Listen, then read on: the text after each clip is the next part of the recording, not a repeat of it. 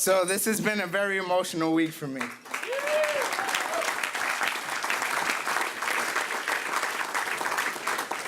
Now, second, I just want to take care of some business.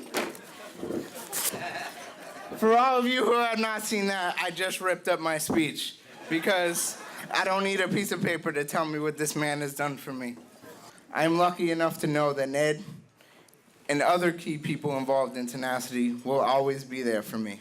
My first interaction with Ned was when I was 11 years old at the very first Tenacity student tryouts, which was hosted by Dave Fitch at Harvard University.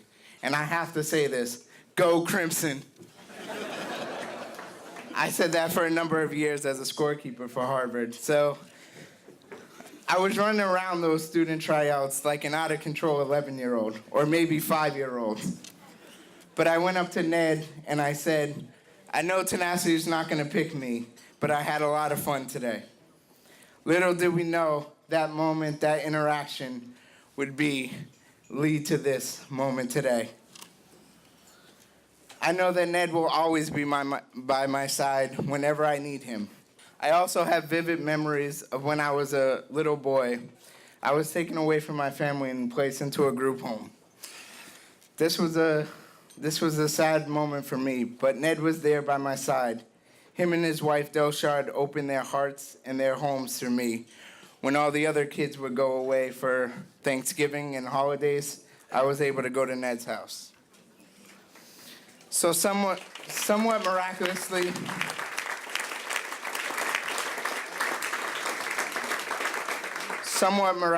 I stand here today as a second semester senior at the University of Massachusetts Amherst.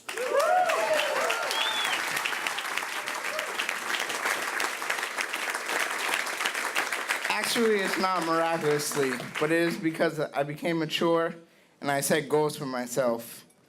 And I achieved those goals patiently and precisely. So it is now my great honor to introduce a man with a super two-handed backhand. He is precise, and he is dedicated to stick with me, Tenacity, and everyone here today. He is my friend, my boss, my mentor, and hopefully one day my doubles partner, Ned Eames. Stay up here, stay up.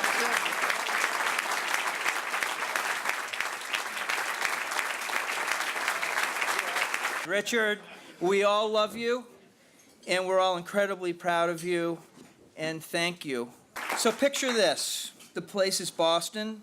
The year is 1970, and I'm 11 years old. I'm in what seemed at the time like a sketchy city neighborhood, boarding with a family I didn't really know. I just started going to the Warehouse Cooperative School located in the heart of Roxbury, one of the alternative places of learning that people were exploring in those days. The normal struggles of youth were amplified for me by the sharp contrast between where I'd just landed and the world I had known. Just a year before, I'd been living in the preppy world of Governor's Academy, a private school on the North Shore where my dad had taught and coached.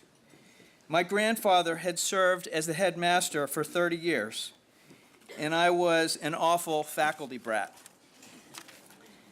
The contrast between these two environments was about as striking as it could be. And as a result, I had a significant need for a new sense of belonging. You could say this is where Tenacity might have started. I knew I had to find a way to help others in a way that was authentically me. Then, out of the blue, Tim Mayotte gave me what turned out to be a breakthrough assist, suggesting that I go meet a guy named Skip Hartman, who I had no idea who he was. You could also say, this is where Tenacity started. Just after my stint in Roxbury at the Warehouse School as an 11-year-old, Dad took a job in Worcester, helping low-income tenants in a housing project called Plumley Village. To earn street cred, our family lived in the project for 2 or 3 years. Tennis was booming, as it was everywhere, in the early 70s, and my dad got me involved. I took the bus out Route 9, the Gray Line, every day to the Westboro Tennis Club, which had just been built. The influence of valuable role models in the tennis community, Ted Hone, Pete Allen, and the iconic Bill Power of Worcester, helped me to slowly appreciate the benefits of focus and self-control. The sport was becoming even more than an athletic passion. It was my way forward. By the time that day in 1997 came in New York City, I knew I wasn't quite on the right track. When I saw Skip's NJTL program, fireworks literally started going off in my head. My experiences as a young teen at the Warehouse School and Plumley Village came sharply back into focus. I saw that there might be a way to combine my business and unique life experience with tennis in a fresh new way, a way that provided meaningful opportunities for at-risk children. Quickly, I felt a desire to start this kind of entity. All the ingredients were out on the table, even if the cake still needed to be mixed up and put in the oven. The first person that jumped in was Bud Schultz. Andy Crane and Dave Fish said yes, too. This is where we were all brought together to activate Tenacity. Now it's 2013, and we are blessed with many good people carrying on the same spirit. Thousands of kids are served each year, and we are really starting to see the pathway from elementary school to post-secondary success flourish with real-life successes. You can only imagine how proud we are of Richard. Looking at all this, I can't help but think how things really can come full circle. I realize this on my frequent drives to the Boston Parks and Recreation offices in Roxbury, because just 100 yards away and in plain view is the building that housed the Warehouse Cooperative School. Right where it was when I was an 11-year-old kid. Tennis has not provided me a way out of the projects, but rather a way to more fully embrace a wider cross-section of talented people, like Richard. Because just as each of us is here tonight, I was, at different times, the privileged faculty brat, and just a few months later, a confused kid in a warehouse school in Roxbury.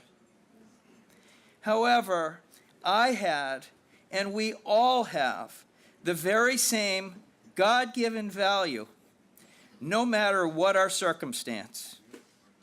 This, both sides of the track's life experience, combined with your life stories and generosity, has brought many of us together to offer our good cheer, support, and yes, tennis to children in Worcester and Boston. Thank you very, very much.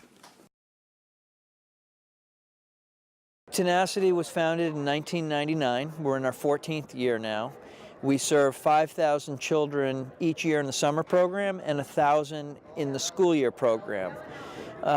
We've probably served over 30,000 children cumulative since our inception. And that's neat to serve a lot of kids, but the most rewarding work are the kids that are in the school year program, where we really work with them the whole year and for many years, from elementary school all the way through to high school graduation and on to post-secondary success.